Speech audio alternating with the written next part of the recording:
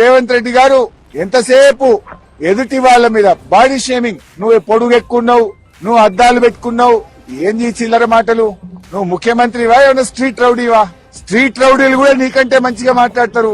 నువ్వు ఆ కేసీఆర్ గారి మీద పదే పదే చావు భాష కోరుకుంటావా? తెలంగాణ తెచ్చిన నాయకుడు, ప్రధాన ప్రతిపక్ష నాయకుడు, 10 ఏళ్లు ముఖ్యమంత్రిగా చేసిన కేసీఆర్ గారిని పట్టుకొని అడ్డగోలు మాటలు మాట్లాడతావు. నువ్వు ఒక తెలంగాణ ద్రోహివి, నువ్వు ఒక నీళ్ల ద్రోహివి. నువ్వు కేసీఆర్ గారి పట్ల అటువంటి భాష మాట్లాడడం చాలా తీవ్రంగా మేము ఖండిస్తా ఉన్నాం. రాహుల్ గాంధీ గారు పొద్దున్న లేస్తే రాజ్యాంగం చేతిలో పట్టుకొని తిరుగుతాడు. ఇక్కడేమో అసెంబ్లీలో రాజ్యాంగం ఖూనీ అయితా ఉంది. ప్రధాన ప్రతిపక్షానికి మైకే ఇవ్వడం లేదు.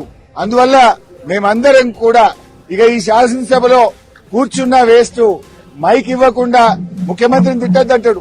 స్పీకర్ గారు ఆన్ రికార్డ్ అక్కడ కూర్చొని మీరు ముఖ్యమంత్రి గారి మీద విమర్శ చేయొద్దు అంటాడు. అనొచ్చా అట్లా స్పీకర్?